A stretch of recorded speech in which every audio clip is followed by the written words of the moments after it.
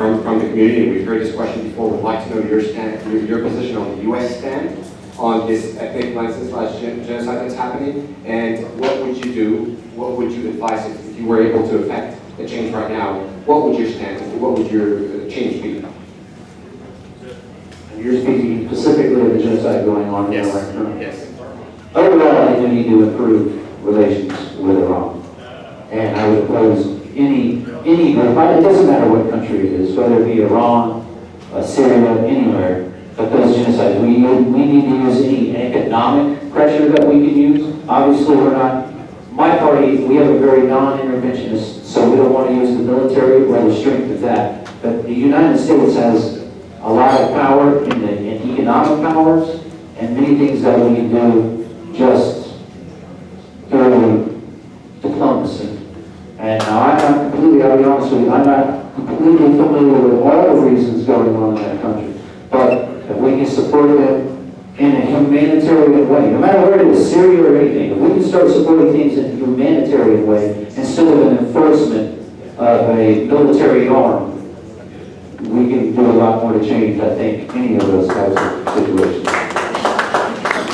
Thank you. Just make sure, please. The question was about the massacres in Burma, right? Yeah, what's happening in Miramar right now is a unmitigated tragedy where 420,000 refugees, Muslim refugees, have fled the Rohingya region into Bangladesh. They're in camps. Thousands have been killed. We need one, sanctions. The generals are the ones driving this. It's ethnic cleansing. The president of Miramar, she does not have the power to stand up, because I would imagine if she spoke up, but she hasn't, she wouldn't be president much longer. So the generals need economic sanctions, military sanctions. President Obama lifted those sanctions. They thought progress was being made in Miramar. Clearly that was incorrect. Sanctions need to be there, and we need humanitarian aid. President Trump has stepped up on that. There's a certain amount of dollars going. We need to move fast because the plight is dire. And once the aid is hit, we need to reassess and see if more aid is needed. But it's moving in a very, very bad direction daily. And if Congress and the President don't step up, there's going to be thousands more lives lost. And the Rohingya rebels are just being decimated.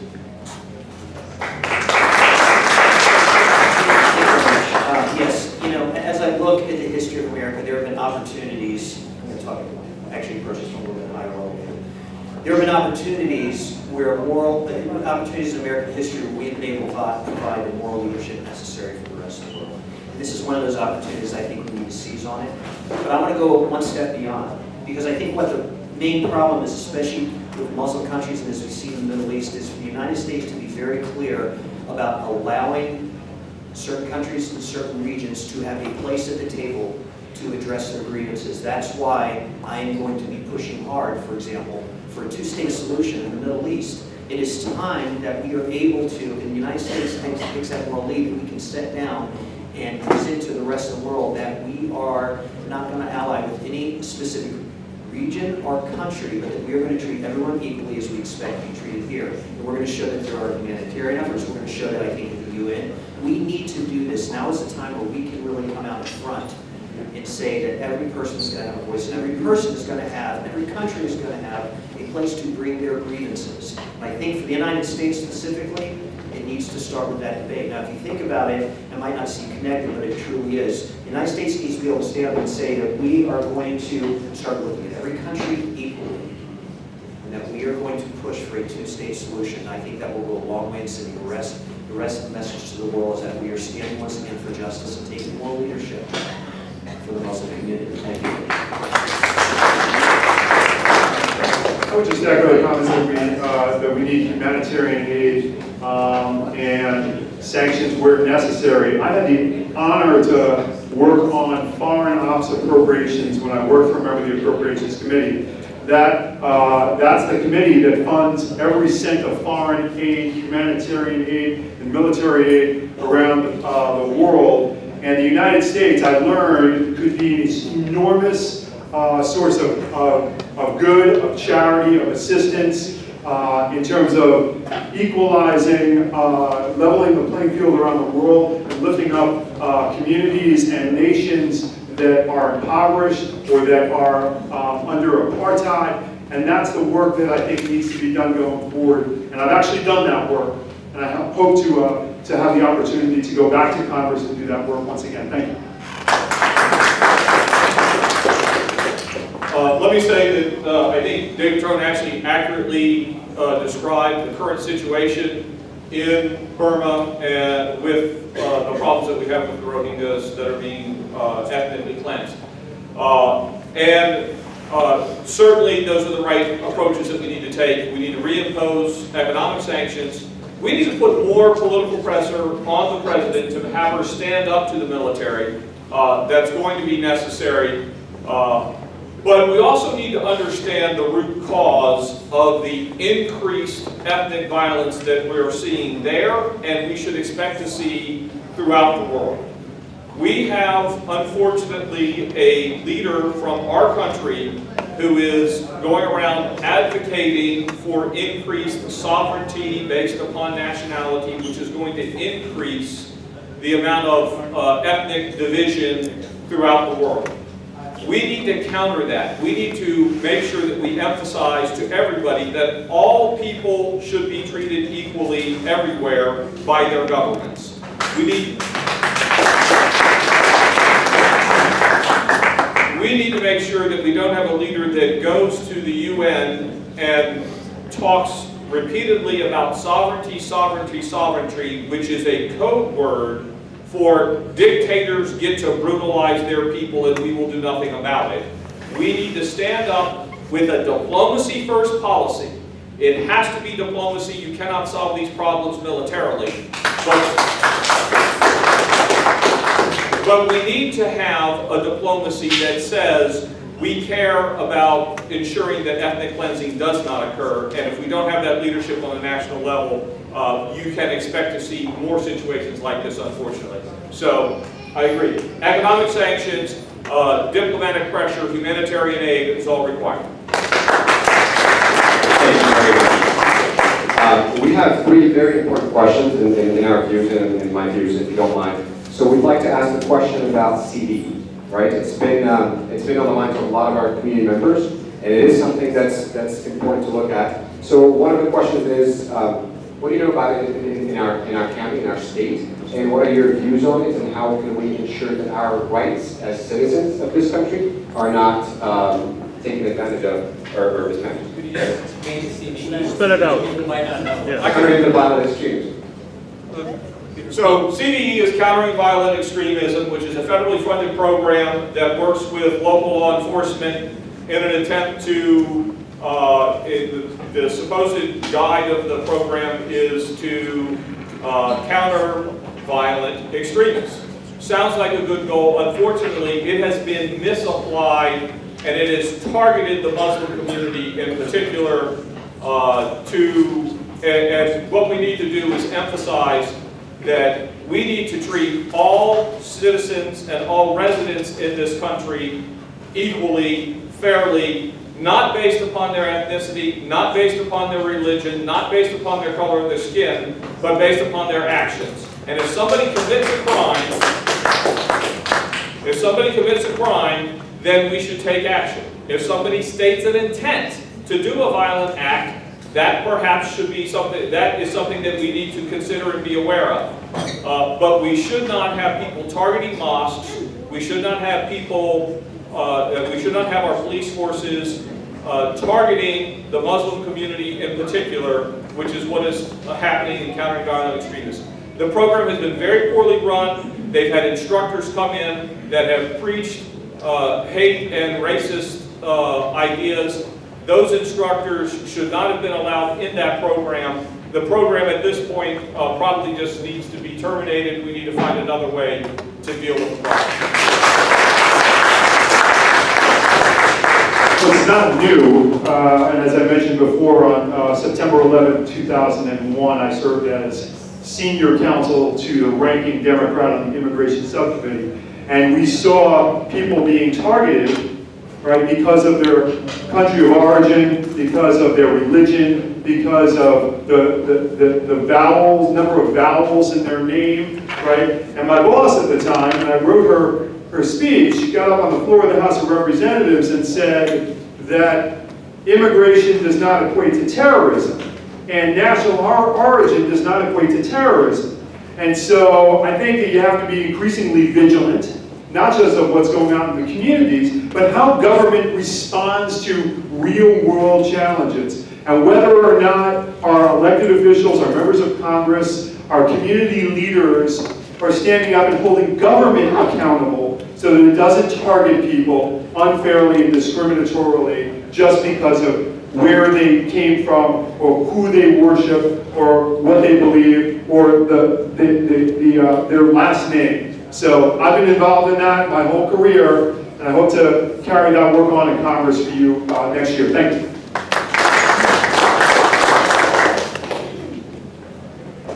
So once again, we're addressing issues that we see commonplace so much in our society. Once again, Charlottesville, we mentioned that earlier. We see, CTE, we see what's going on around the country, Burma. May I just say that and offer a little different perspective on that? What we really need to combat these moral evils, this immorality, this injustice, is leadership. It really gets down, this is where I began addressing it, is that the two biggest things that we need to know about all those candidates up here are, who are we, what drives us and what motivates us and why we're running. You need to look at folks that have a deep and abiding commitment to working with and demonstrating in their lives the type of leadership that is founded upon a just understanding of the treatment of all people as equal. And if a person has not demonstrated in their lives, in their work, that commitment, that should be the first indication, number one. Number two, I think that we all agree on principles of racism is bad, obviously, that anything that would target specific groups of folks shouldn't do it. But once again, we see good intentions but bad leadership. So once again, I implore you, and I mean this as you get to know us as the candidates, find out more about us, find out what our priorities are, find out how we have demonstrated in our lives the commitment to the things that we serve. On this, and I get back to it because this is a faith issue for me. I'm fundamentally fueled by my faith. Okay, so as that, I need to demonstrate that I look at every man and woman, every boy and girl, through the eyes of being one of God's image bearers. That is so critical, and I mean that. That is so fundamental to my life, to my heart, to my story, is how do I treat other people? So let's start to look for leaders that have demonstrated in their lives that commitment, that compassion, that mercy. That, if I can say, we have lost a graciousness in our political discourse, haven't we? We've lost a civility.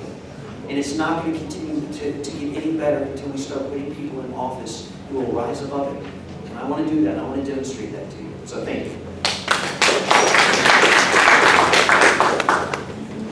First of all, I'd like to say that on the combating violent extremism, I think Andrew Dr. Craig really hit it nail on the head. It's a program that's run amok. It's a train wreck. It just needs to be closed down. That's it. I'd also like to agree with our Republican, Matt. I mean, he is so bright that we need a, maybe it sounds trivial, maybe it doesn't sound enough gravitas, but we need a country, a dialogue, a discourse that's civil and respectful and thoughtful. And that's not what we're getting in Congress. We're getting a worship of party. The Republican Party or the Democratic Party, each are equally guilty.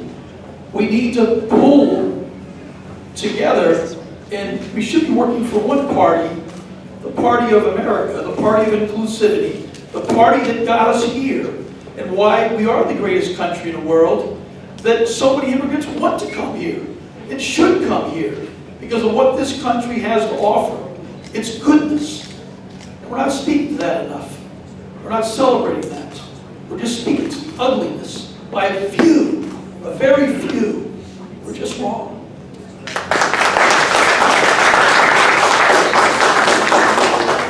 I would say I'd have to agree with the gentleman that say to get rid of this program. Imagine that, another failed federal program. But also, ever since 9/11, you've had this throughout the government, in the super security state, that FISA courts spying on Americans with no actual cause. One of the pieces of my agenda is to go in the National Defense Authorization Act that was created, I think, in 2012, but it's currently in there. There is a clause in there that the government can indefinitely detain any American citizen without even charge or trial. That is a lot, I think, more on the Muslim community than everybody. I think that the government can hold an individual, an actual American citizen, without even charging you or ever bringing you to trial. So I would want to strike that from the National Defense Authorization Act and end that program altogether. Thank you. One thing to know about, if anybody's aware, but there have been a number of studies and really statements made by CIA, by other departments that that prove that it was not effective, right? Thank you very much. Time is running out. We're having a great time here. It's fun having you. What I'd like to do, instead of asking you more and more questions, and there's a flurry of really great questions for our community members for which we want to thank you. We will gather them and send them to our candidates so that they know what's on your mind and encourage you to ask questions. I hope that you can stick around and speak one-on-one with some people, the folks that might want to ask you a question. I'd like to leave you with what's most important, some of the questions that we've seen on everybody's mind, right? Obviously, healthcare. It's a mess, it's been a mess, and the current administration, unlike its predecessors, it seems like they're not in tune with what's happening nationwide, and there is a great disconnect. So regarding healthcare, regarding consumer protections, regarding the environmental agencies, right? Education is something that's greatly on the mind of all immigrants. Most of you have heard from you say that this is still the greatest nation on earth. It's the one that attracts the most immigrants for very obvious reasons. Look at all of us, right? Look at literally all of us. But education is key so that we continue to offer the same opportunities to our children. This is something that's on the minds of everybody. One question that's really big that I would like to ask you, and I would like to ask you to please answer in about 30 seconds or so that we can have a chance to hear from everybody. In order to ensure that everybody, the whole makeup of the constituency of the district that you're representing is well represented, we feel like there is a lack of positions that are available for our Muslim American citizens or residents of the county. So if elected, or as of right now, what would you do to make sure that we are represented on your staff or in Congress in general? So 30 seconds or less. 30 seconds or less. So, as a congressman, we don't have the opportunity to appoint people to local boards and commissions like the county officials will have an opportunity to do. And the staff that we have is going to be very small. I will ensure that I have minority representation on my staff. And we will make sure that we have a staff that reaches out across the entirety of the 6th district. Keep in mind that Montgomery County is only 50% of the district, Western Maryland constitutes 50% of the district, and we need to service all of those constituents. And I think one of the important things is to be a resident of the 6th district will be helpful to understand what the needs of the 6th district. You listed a whole list of questions. I've got a flyer in the back that talks about Medicare for all, that talks about a whole host of those things. But specifically, the only thing I can do is make sure that I have representation on my staff.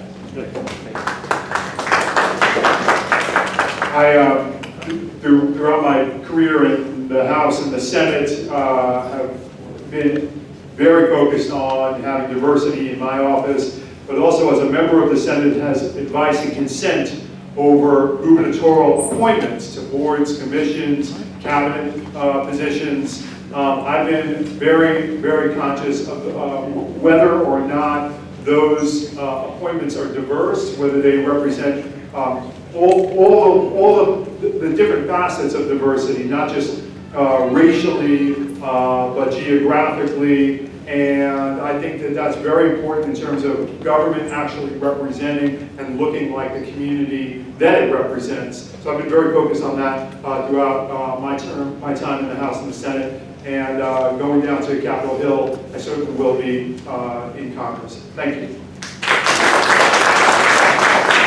This is great. We end on an easy question. Well, not to make too light of it, but if you elect me, you're going to have a wife who is from the Middle East, so I'm in. You know, just talk to her and I'll do whatever she tells me to.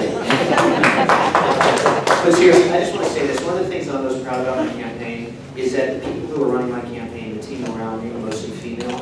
I, once again, having been born and raised and grew up in Montgomery County, I am fortunate to grow up in this county because I did grow up colorblind. I had friends, I had people that went to school. I didn't look at ethnicity or religion. You know, that is the environment I was raised in, and I'm going to continue to promote that.